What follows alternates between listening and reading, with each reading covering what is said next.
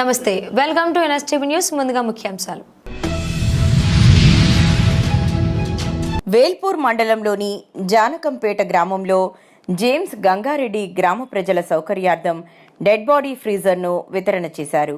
ఈ సందర్భంగా జానకంపేట గ్రామ తాజా మాజీ సర్పంచ్ సోడా రమేష్ మాట్లాడుతూ, జేమ్స్ గంగారెడ్డి తండ్రి గారైన స్వర్గీయ గాదేపల్లి మల్లేష్, మేనమామ స్వర్గీయ పోచంపల్లి రాజన్న గారి జ్ఞాపకార్థం ఈరోజు డెడ్ బాడీ ఫ్రీజర్ను జానకంపేట గ్రామానికి వితరణ చేయడం జరిగిందన్నారు.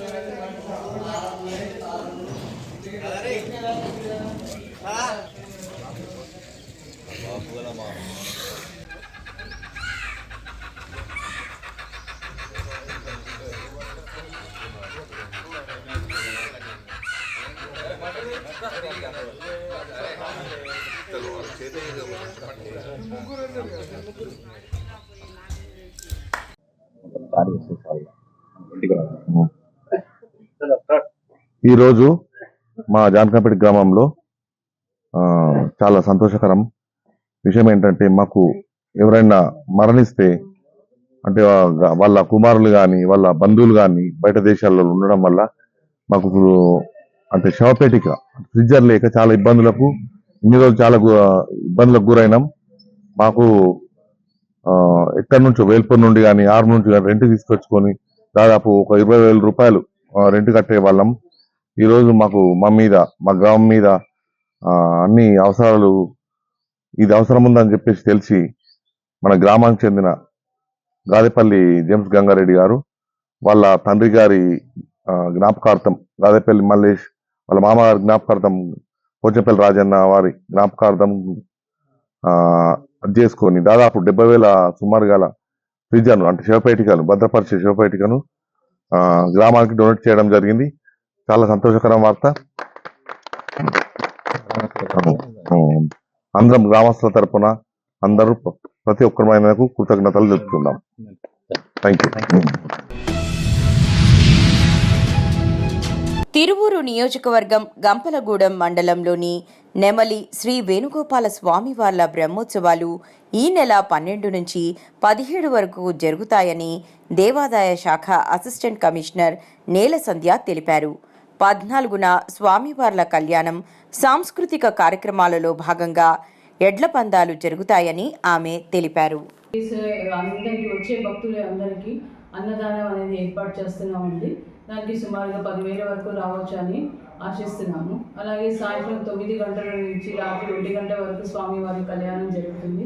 దీనికి అశేష జనాలు వస్తారని దాన్ని దృష్టిలో పెట్టుకుని ఆర్డీఓ గారు మనకి 6వ తారీఖు కోఆర్డినేషన్ మీటింగ్ చేశారు. అలాగే రేపు నిన్న కూడా వచ్చేవారు. అంతా చెక్ చేసి మాకు గైడెన్స్ అనేది ఇచ్చారండి.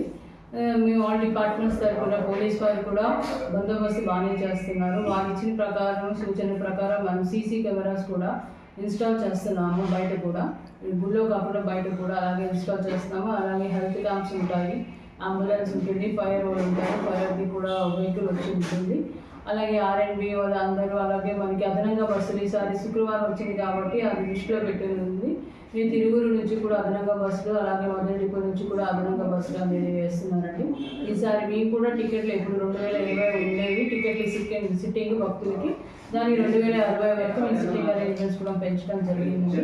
ఎలాంటి అవాంఛనీయ ఘటనలు జరగకుండా మాకు ఇచ్చిన సూచన ప్రకారం అన్ని పాటిస్తున్నామండి. అలాగే మాకు ఆల్ డిపార్ట్మెంట్స్, అలాగే గ్రామాల్లో ఉన్న గ్రామస్తులు, అలాగే మాకు వచ్చే డెప్యుటేషన్స్, అలాగే దీనికి స్ట్రీట్ ఫెస్టివల్ ఆఫీసర్గా ఎన్టీఆర్ జిల్లా ఆఫీసర్ని సీతారామయ్య గారిని కూడా CFOగా వేశారండి. వారు కూడా వస్తారు, వారు కూడా పర్యవేక్షిస్తారు. అలాగే ఎలాంటి భక్తులకి వచ్చే భక్తులకి వాటరు, అలాగే ఆ రోజు ఎండ కూడా ఎక్కువ ఉంటుంది కాబట్టి ఆ రోజు ఎక్కువ మంది వస్తారు కాబట్టి వాళ్ళకి మజ్జిగ అనేది కూడా అరేంజ్ చేస్తున్నాము. ఇప్పటికీ కూడా శానిటేషన్ నిమిత్తం మనకి తిరువురు ఇంకా గంపలగూడెం మండలం వాళ్ళు కూడా చూసుకుంటున్నారు. ఎలాంటి అవాంఛనీయ సంఘటనలు జరగకుండా అన్ని ఏర్పాట్లు అనేవి చేస్తున్నామండి. అలాగే ఈసారి భక్తులు వస్తారు కాబట్టి ఈసారి బయో టాయిలెట్స్ కూడా దేవస్థానంలో భక్తుల కోసం అనేది ఏర్పాటు చేస్తున్నాము. గేట్ల మీద ఎంతమంది కూర్చున్నారు? వీటి మీద 260 ఉంది. ఇప్పుడు 220 ఉండేది, 260 వరకు సీట్లు అనేది పెంచడం జరిగిందని. దీనికి దేవస్థానం రుసుము వచ్చేసి 5,116 రూపాయలు అండి. దేవస్థానం 5,116. పోయిన సంవత్సరం కూడా అంతే ఉంది. దాన్ని మేము కంటిన్యూ చేస్తున్నాం.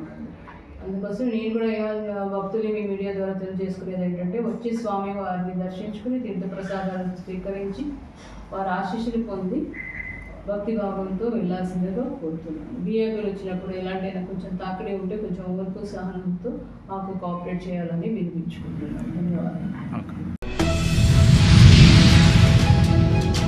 అన్నమయ్య జిల్లా రాజంపేట పట్టణంలోని జనసేన పార్టీ కార్యాలయంలో జనసేన నాయకులు అధికారి దినేష్ ఆధ్వర్యంలో కార్యకర్తల సమావేశం జరిగింది.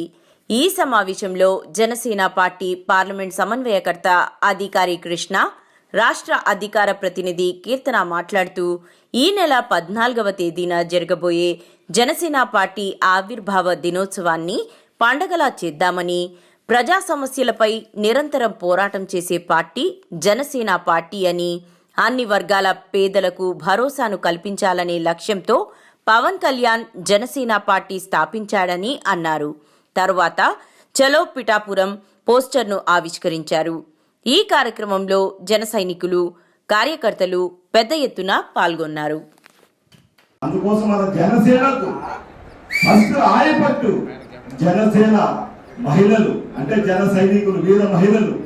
అందుకోసం ఈ 5,800 సభ్యత్వాలు చేసేదానికి కొంతమంది అహర్నిశలు రాత్రి బావులు వాళ్ళు టార్గెట్ గా పెట్టుకొని ఆ పేర్లు చెప్పాలంటే పాపం 20 మంది టీం పనిచేసింది. ఆ టీం వాళ్ళకు నేను ఫస్ట్ వాళ్ళని సర్కారు ఎందుకంటే నా గొప్పతనం కాదని, నా దగ్గర ఉన్న నా టీం చేస్తారు వాళ్ళ గొప్పతనం, నా గొప్పతనం కాదు. నేను డబ్బు పెట్టా అంతే. నా కోసం వచ్చిన మన రాయలసీమ ప్రాంతంలో జనసేన జెండా మొయ్యాలంటే గతంలో చాలా భయపడేవాళ్ళం.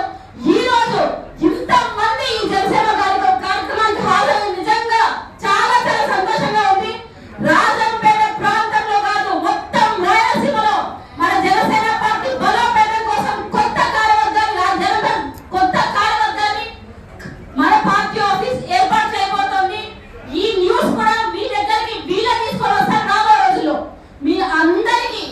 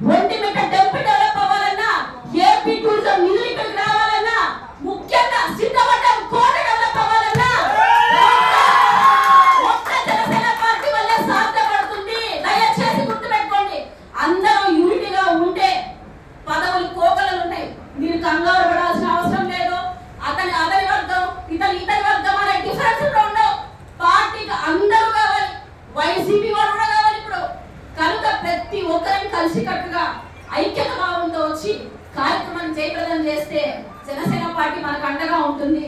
పవన్ కళ్యాణ్ గారు మనకు అండగా ఉంటాడు. ఒకే మాట చెప్తున్నా, హలో రాజంపేట చలో పిఠాపురం, హలో రాజంపేట చలో పిఠాపురం. కరీంనగర్ జిల్లా కేంద్రంలోని స్కానింగ్ కేంద్రాలను, ఫర్టిలిటీ కేంద్రాలను స్పెషల్ డ్రైవ్ ద్వారా తనిఖీ చేస్తున్నామని జిల్లా వైద్య ఆరోగ్య శాఖ అధికారి డాక్టర్ వెంకటరమణ తెలిపారు. స్కానింగ్ కేంద్రాలలో స్కానింగ్ కొరకు వచ్చిన వారి అవుట్ పేషెంట్ రిజిస్టర్లు పీసీపీఎన్డీటీ జిల్లా అప్రోప్రియేట్ అథారిటీ కమిటీ ద్వారా రిజిస్ట్రేషన్ సర్టిఫికేట్స్, అందులో పనిచేస్తున్న డాక్టర్స్ క్వాలిఫికేషన్ వెరిఫికేషన్ మరియు గర్భస్థ పూర్వ గర్భస్థ లింగ నిర్ధారణ చట్టం 1994 మరియు రూల్స్ 1996 అమలవుతున్న తీరు, గర్భస్థ శిశువుగా ఉన్నప్పుడు స్త్రీ పురుష లింగ నిర్ధారణ పరీక్షలు చేసినట్లయితే పరీక్షలు చేసిన వారికి, చేయించుకున్న వారికి, అందుకు ప్రోత్సహించిన వారికి చట్ట ప్రకారం 3 సంవత్సరాల వరకు జైలు శిక్ష, 10,000 రూపాయల జరిమానా విధించబడుతుందని, అలాగే కఠిన చర్యలు తీసుకోవడం జరుగుతుందని తెలిపే బోర్డులు ప్రదర్శిస్తున్నారా లేదా, మరియు స్కానింగ్ కేంద్రాలలో ఖచ్చితంగా రిజిస్ట్రేషన్ సర్టిఫికేట్, ధరల పట్టిక, సరైన రికార్డుల నిర్వహణ ఉండాలని, ప్రతి నెల జరిగే స్కానింగ్ వివరాలను జిల్లా వైద్య ఆరోగ్య శాఖ అధికారికి పంపిస్తున్న తీరు, లింగ నిర్ధారణ పరీక్షలు చట్టరీత్యా నేరమని, పుట్టబోయే బిడ్డ ఆడ మగ అని చెప్పకూడదని బోర్డులు స్కానింగ్ కేంద్రాలలో ప్రదర్శించడాన్ని తనిఖీ చేయడం జరిగింది.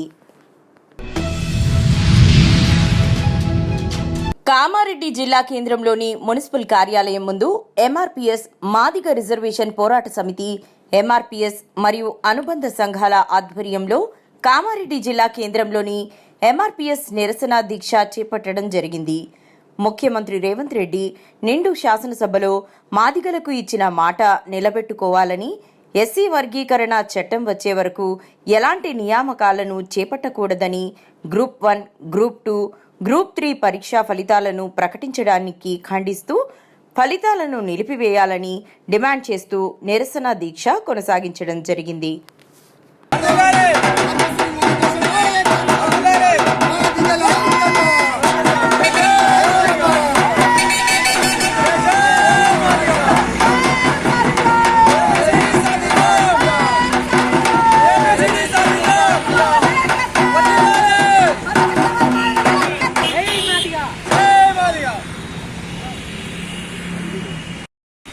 ముందుగా మా అన్న మీడియా అన్నవాళ్ళకి నమస్కారాలు.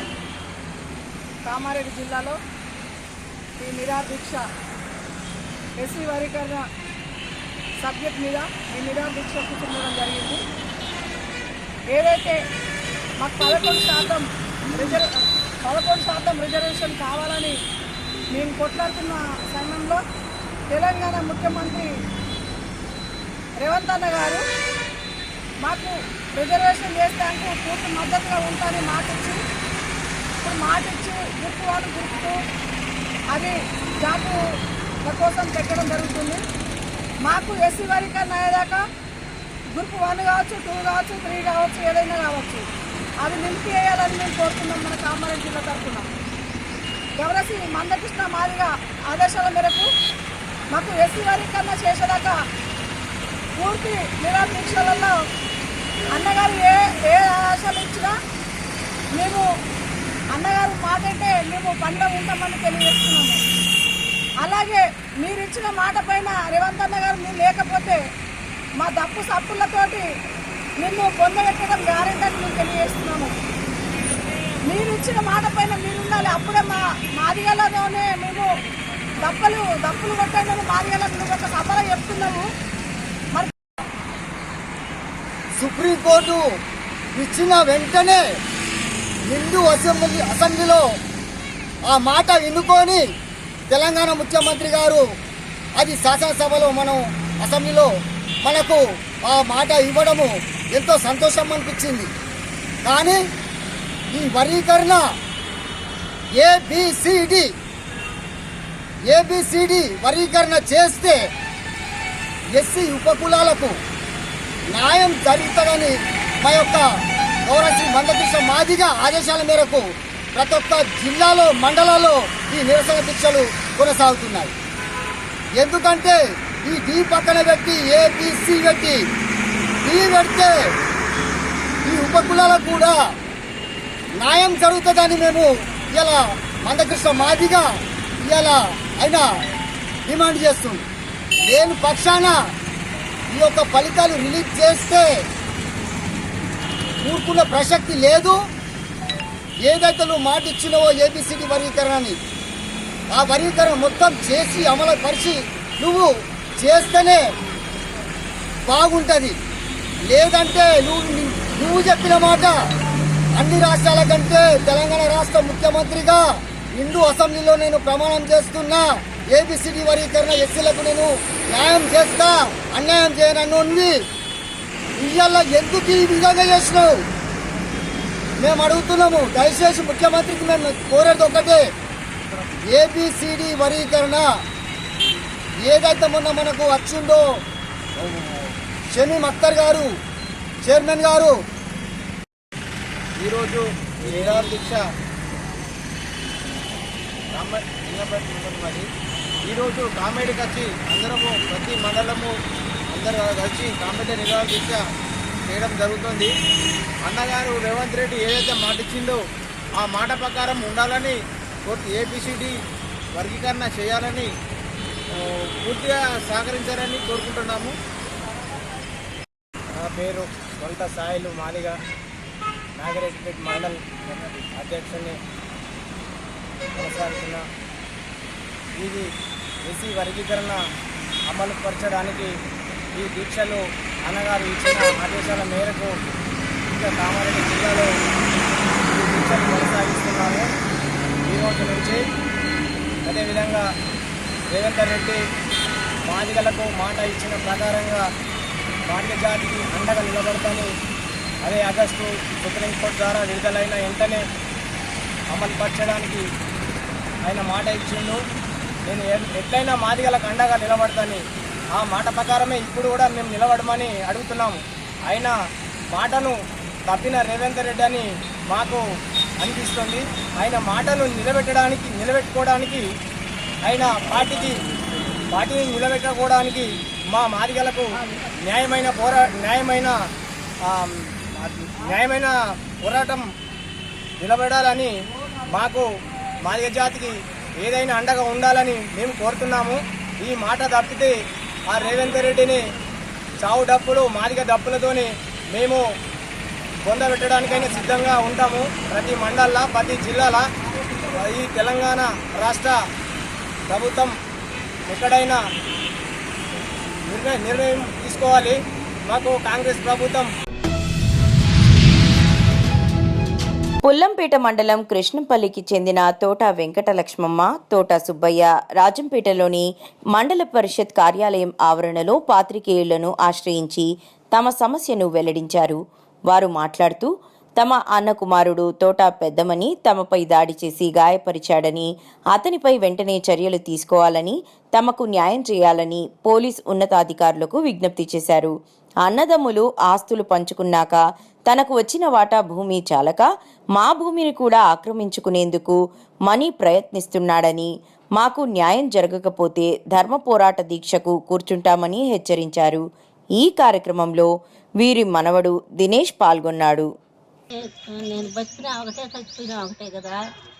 సంవత్సరం 3 ఏళ్ల నుంచి ఏడుపుతున్నారు నాయన మమ్మల్ని. నాయకులంతా వాళ్ళు శోధన ఉన్నారని వాళ్ళు ఎక్కడ కావాలంటే అట్లా చేస్తున్నారు. ఈ న్యాయం అమరనే ఆయన మా మీద పట్టుబట్టి మీరు మంచి వాళ్ళు అది ఇది అని వాళ్ళదే కేసు లేకుండా చేసి మమ్మల్ని అన్యాయం చేసినాడు. పోలీసు ఆయన పొలంపేటలో అమరని ఆయన అన్న కాపుచ్చుకుంటారంటే అన్న ఎవరని, ఆయనకి అన్న ఎవరున్నారని పోలీసు వాళ్ళకి అందరూ ఒకటే కదా. మేమైనా ఒకటే వాళ్ళైనా ఒకటే. అంత పని చేసినాడు. నేనే ఎన్ని మాటలు అన్న చేసి పెడితే తిన్నోడు నన్ను అంత ద్రోహం చేసి మాది కేసు లేకుండా చేసినాడు. మేమే మటర్ కేసు చేసినామని చెప్పినాడు. ఆ వాడే చెప్పినాడు అమరే కానిస్టేబుల్. అంత అన్యాయంగా మాట్లాడి వాళ్ళ సోదరు పోయి అన్న కోపించుకుంటాడంటే అన్న ఎవరని నాయకులంతా వాళ్ళ సోదరు ఉన్నారని ఏ పార్టీకి వచ్చి ఆ పార్టీకి పోతారు వాళ్ళు. మేము అట్లా పోము. చచ్చిపోయినా కానీ చచ్చిపోయినా చచ్చిపోదు కానీ ఆ భూమి లేకుండా. ఆయన పేరు తెలియదేమో తెలియదులే, పేరు ఎందుకులే, పేరు తెలియకన్నాయో నాకు. ఆ పక్క పల్లెలు అన్నీ తెలుసు, పెట్టకూడదులే వాడి పేరు. ఊళ్ళో ఒకడు ఉన్నాడు వాడికి సపోర్టు. వాళ్ళ అక్కలు చెల్లెళ్ళు అన్నల తమ్ముళ్ళు అంతా వాళ్ళు ఎవరైనా ఏమిరా మమ్మల్ని ఏమి అడగరా అంటే మాకు వాళ్ళు ఒకటే మీరు ఒకటే అంటారు. వాళ్ళ అల్లుళ్ళు వాళ్ళ కూతుళ్ళే కదా వాళ్ళు. మాకెవరు లేరు, మా పిల్లోడు కొడుల్లో ఉంటాడు. మేమిద్దరం ఇంటికాడ ఉంటే ఏమన్నా అడిగితే రోజు కొట్టనే పరిగెత్తారు మా మీదకి. నీళ్లు పార్ట్నర్గా ఉండాలి ఇంట్లో మాట్లాడి అట్లా చేస్తున్నారు. ఎవరు కొట్టినారు? ఓ పెద్దమణి తోట సబ్బయ్య కొడుకు నడిపో మూడో వాడు. ఎప్పుడు దాడి చేసినాడు? జనవరి 28వ తేదీ నేడు సంవత్సరం. మిమ్మల్ని కొట్టినాడు? నన్ను కొట్టాడు. ఆయన కొడతా అంటే నేను పరిగెత్తుకుంటా వచ్చే రైకి ఇట్లా చించి ఎడగుద్ది ఇట్లా ఎరగదోసినాను. తోసినానంటే నువ్వు దోచిరే కదా నేను పడింది, నా ఏళ్ళు పోయింది, నా ఎత్తుగా నేను ఎందుకు పడతాను? ఆ పని చేస్తున్నారు నాయన వాళ్ళు. వాళ్ళ అమ్మ కానీ వాళ్ళ ఆయన కానీ. ఈయన అడిగితే కూడా వాళ్ళ అన్నని అడిగితే ఏమి నన్ను నాకేం భాగం పట్టించినామంటే పలక్కన్నా పోయినాడు ఆయన. అట్లా చేస్తున్నారు మమ్మల్ని. కేసు పెట్టలేదా మీరు పోలీస్ స్టేషన్లో? కేసు పెడితే తీసుకున్నాడు వాడా. ఎవరు వాడేమరా ఎస్ఐకి చెప్పి వాళ్ళు లోపల మాట్లాడుకొని తీసేయలే. అప్పుడు ఆయన ఉన్నాడని, జగన్ ఉన్నాడని. ఏం జగన్ వద్దన్నాడా వీళ్ళు? ఈ రోజు